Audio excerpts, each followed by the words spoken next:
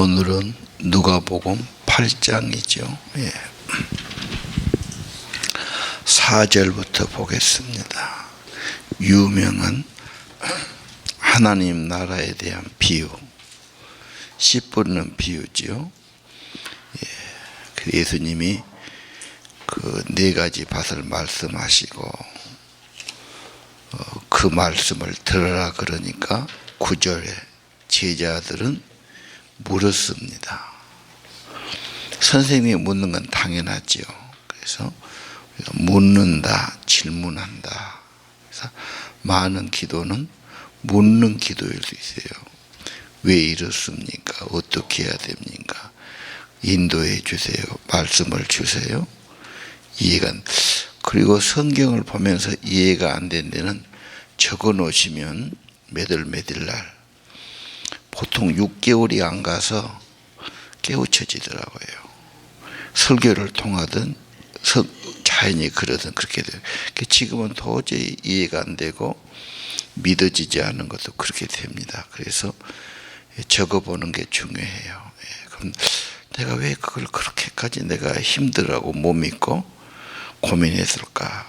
자기 믿음이 성숙하면 비교가 되거든요. 그래서 묻는 것 참 중요하다 생각들고요.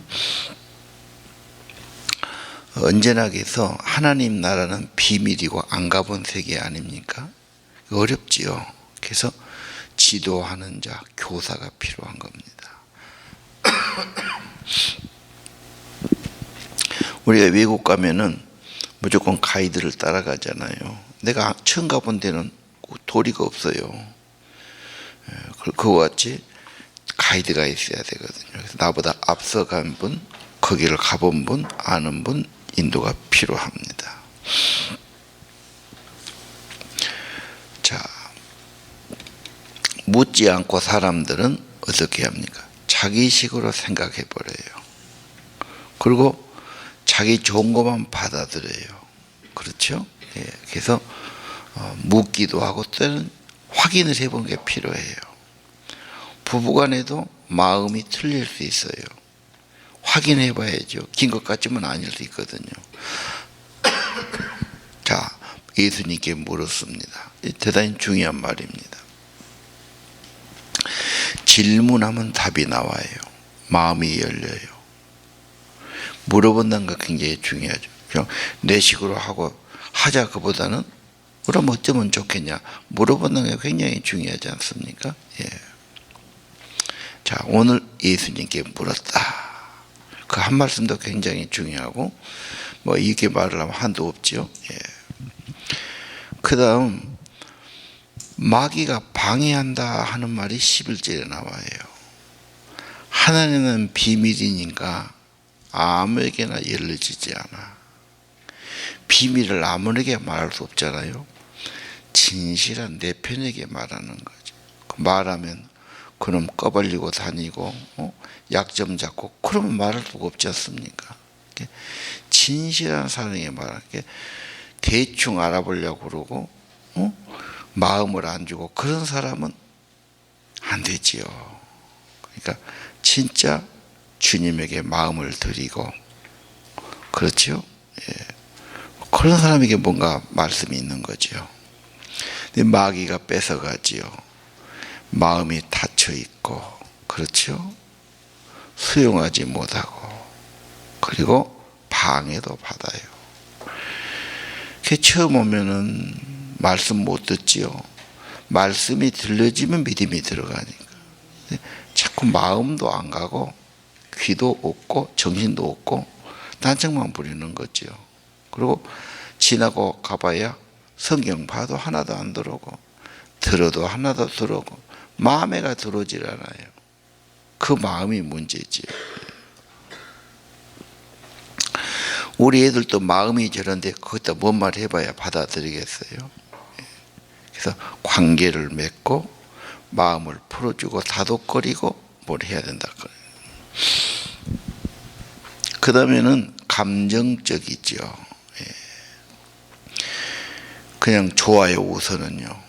그러나 깊이 숙고하지 못하고 헌신이 안 돼 있고 조금 어렵고 힘들면 포기해 버리죠.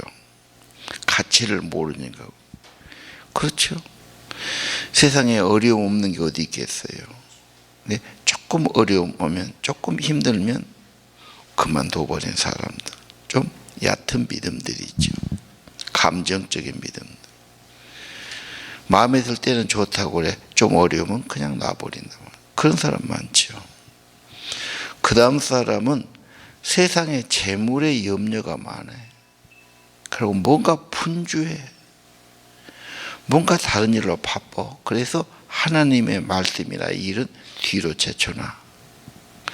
열심히 사는 건 좋아요. 그러나 최선의 것을 외면하거나 뒤로 미루는 것은 옳지 않아요.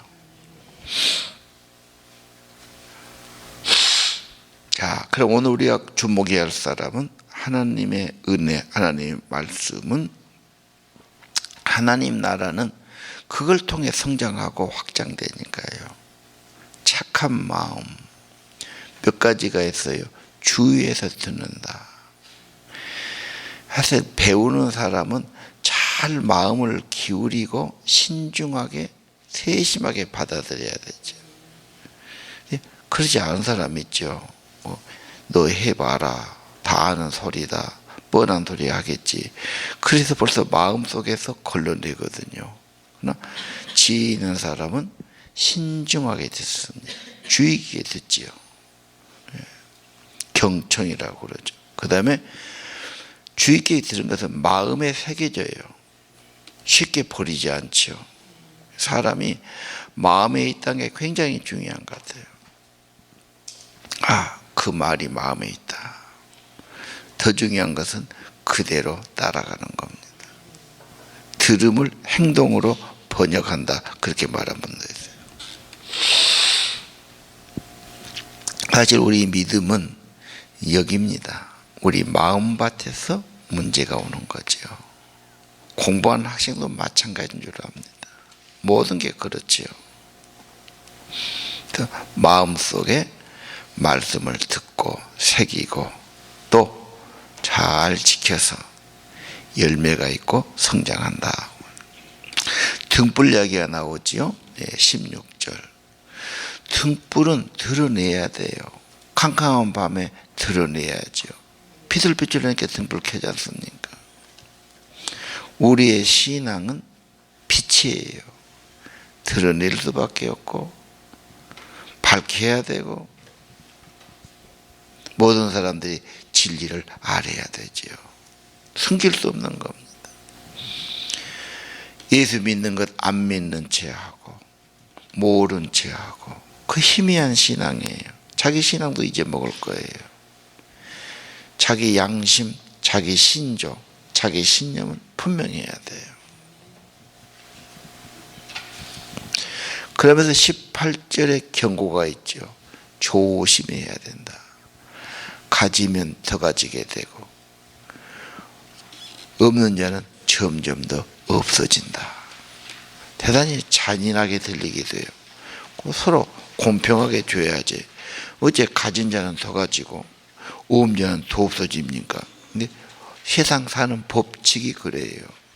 건강한 사람은 자꾸 운동하게 더 건강해져. 건강 없는 사람 자꾸 건강이 더 없어지죠. 자본 있는 사람 자본으로 자본을 만들고 없는 사람은 타고 까먹고 없어진단 말이에요. 뭐든지 그래요. 신앙도 자꾸 진보한 사람이 있어요. 믿음을 가지니까 또 믿음. 그래서 믿음에서 믿음으로 말했잖아요. 그래서 자꾸 믿음이 성장한 사람이 있는가 하면은 자꾸 등한시에서 퇴보된 사람이 있어요. 있는 것도 까먹고 없어지죠. 그래서 우리는 등불을 켜서 밝히는 것처럼 믿음을 고백하고, 그렇죠? 믿음을 더 가져야 되고 점점 더 성장해 가야 하겠지요. 여기 씨가 뿌려서 자란단 말이 뭔 말이겠어요? 점점 성장해야죠. 때로는 기후도 나쁠 수 있고 비바람이 칠 수도 있고 어려움이 있지요. 다 합력해서 성장하지 않습니까? 뿌리를 깊이 내리고요. 자, 그 다음 넘어가겠습니다. 예수님을 동생하고 엄마가 찾아왔는데 사람이 너무 많아서 사역하니까 접근할 수가 없어요. 그 정도로 예수님 인기가 많았던 거예요. 그래서 알려줍니다. 예수님, 선생님 어머니가 밖에서 기다립니다. 만나러 오셨습니다. 근데 예수님이 엉뚱한 말씀하세요.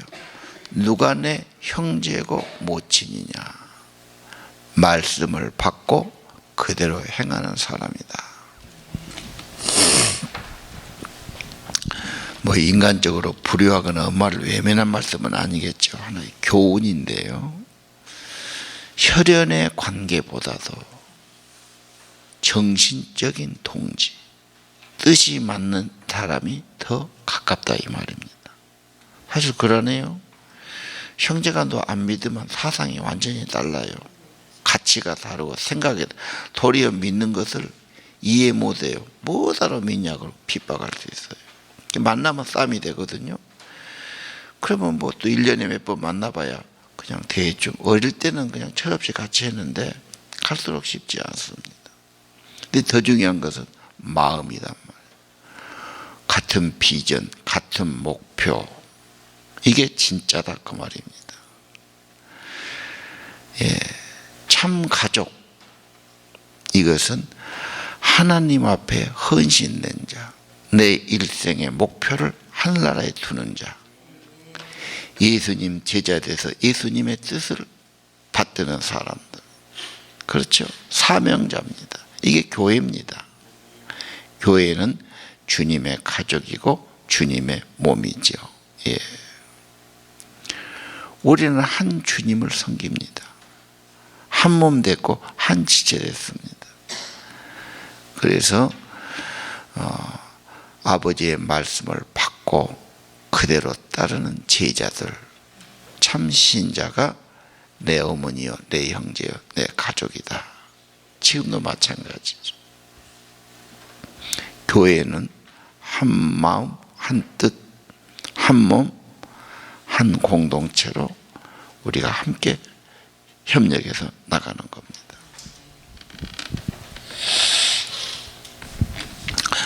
자, 복음서는 예수님이 행적이니까 여기 이렇게 예수님이 하신 일을 적어놨죠. 지금 비유를 말씀하셨고, 예수님께서 또 가족관계에 대해서 찾아오시니까 물론 가서 만나셨겠죠. 그러나 제자들에게 진짜 참된 가족은, 영원한 가족은 하나님의 사람들이요, 주 안에서 하나 된 가족들이다. 한 피바다 한 형제 된 가족들이다. 혈연보다 더 가치 있고 영원하다. 불신 가족은 사실은 죽으면 영원히 만나지 못하고 갈라서겠지요. 믿는 사람은 영원히 함께 살게 될 겁니다. 22절은 갈릴리 바다, 갈릴리 호수에서 지금 된 일입니다. 예수님은 거기서 주무셨다 그렇게 돼 있어요. 이 선적했죠. 왜요? 피곤하시는 거예요. 그래서 피곤을 해결하는 좋은 길은 잠이에요. 그래서 전날 못 잤다. 그래도 보충해야 돼요. 그래서 차만 타면 잠분이 있더라고. 몸이 약한 분들은. 근데 자면서 또 그 회복을 시키는 거예요. 잠을 잘 자는 게 굉장히 중요하고요. 예수님 배 타고 가면서 피곤해서 그 중에 주무셨다. 그런데 막 바람이 호수로 들이닥쳤고 물이 배에 가득 넘어들었고 위험에 빠졌다. 큰 풍랑이 일어난 겁니다. 갈릴리 호수는 지면보다 180m가 낮죠. 해면보다요. 그리고 또 그 산이 있지 않습니까? 그래서 그런 데서 불어온 바람이 그렇게 호수로 내리쳤다고 보고 있습니다. 그래서 선생님 우리가 죽게 됐습니다 하고 막 다급하게 깨우고 허둥지둥했겠지요. 예수님이 바람과 파도를 꾸짖어요. 그 성난 바람과 성난 파도를 꾸짖으니 즉시 잔잔해졌다. 아주 비교적인 거죠. 굉장히 큰 메간토급 풍랑이 왔는데 아주 그냥 너무 잔잔하게 돼버렸어요. 그래서 제자들이 이분이 누구신가 하고 놀래요. 어떻게 이분이 말씀하시니 저런 파도와 저 바람이 순종하는가? 오늘 예수님이 누구신가를 알려주는 귀한 사건이에요. 여기에 대한 찬송이 많죠. 또 하나, 여기도 중요한 교훈은 예수님이 함께 하시면 풍랑은 문제가 안 된다. 슬픔과 비극에 있는 사람도 예수님이 계시면 위로와 희망을 얻게 되죠. 분노가 가득한 사람도 예수님이 가시면 그걸 주님께 넘겨드리고 주님의 용서를 받아서 기도하게 되겠죠. 정욕이 가득 차고 막 헛된 마음이 가득하다가 예수님이 계시면 결국은 그런 것은 사그라질 겁니다. 유혹의 불길이 불타오르다가도 예수님이 거기 오시면 사그라지죠. 인생의 모든 풍파는 예수님이 함께 하시고 거기 오시면 잠잠해진다. 예수님이 누구신가? 이게 중요한 거예요.